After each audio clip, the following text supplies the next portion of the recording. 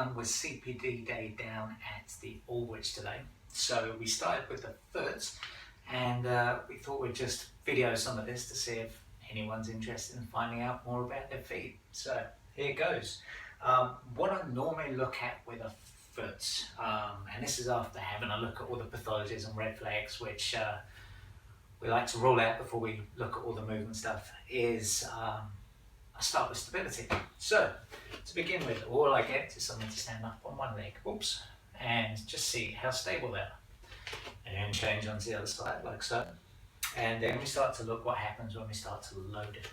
So I'll start with some little knee bends and just see what that foot does. And then give it maybe more of a hip bias. So a bit more through the hips. See what happens when we load up the rear chain through the glutes. And then we go a little bit quicker, we might go a little bit deeper. So again, we're looking at how that foot reacts to the floor. Then from there, I normally take someone off onto the couch. And we're going to look, imagine this is dangling off the edge of the couch, and I just look at a little circle like so. Nice and slowly, go one way then the other way.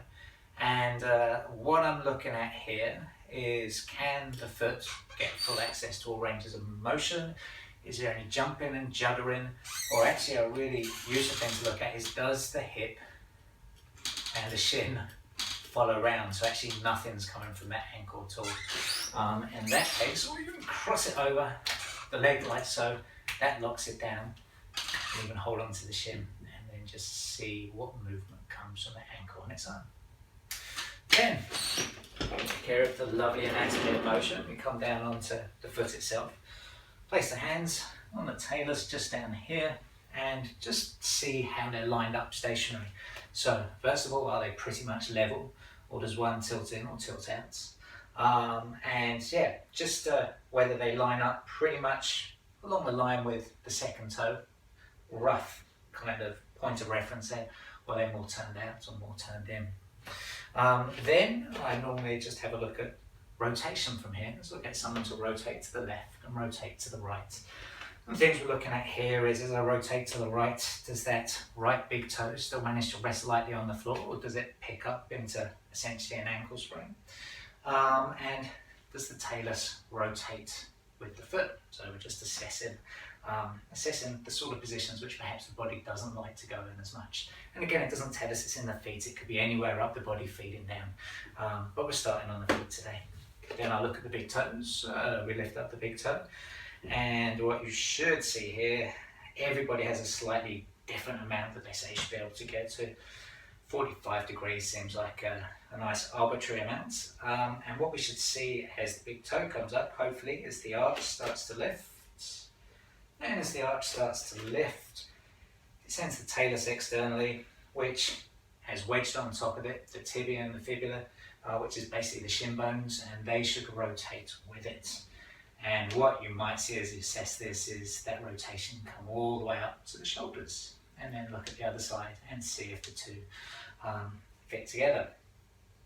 From there, I'll take 1 foot forwards and just allow the weights to travel forwards into that foot. And again, what I'm looking at is, does the talus rotate in? What happens to the shin? Do we get gapping of all those bones from the talus, navicular, cuneiform, first mitt on the inside there as we start to load the foot? From there, I take it behind and I do the opposite. So let the weight come into the left foot, but now I'm interested in that right foot. And does it do everything that we expect? So again, it starts to resupinate, the talus starts to go external, and now we start to get gapping on the outside of that foot. Can the ball of the first and fifth mitt, the big toe and the little toe, stay on the floor?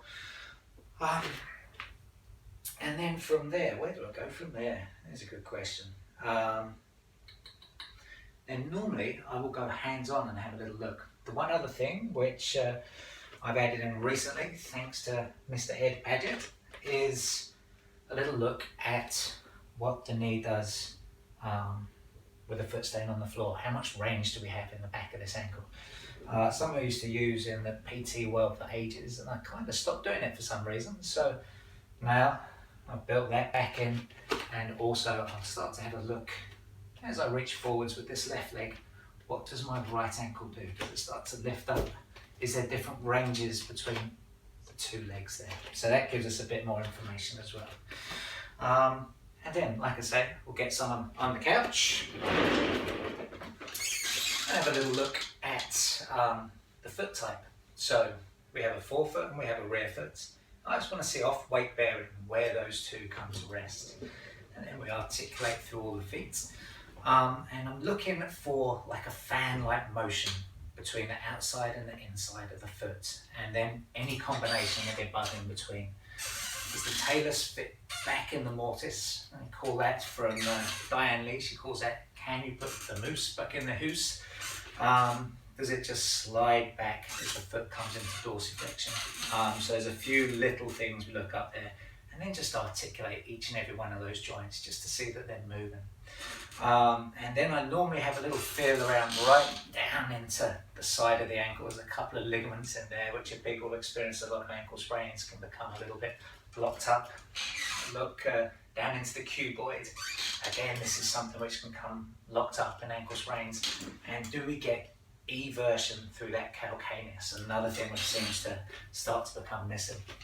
And then I'll come up into the proximal tib-fib joint, so this little bony bit on the sides, and then around the ankle, the distal there.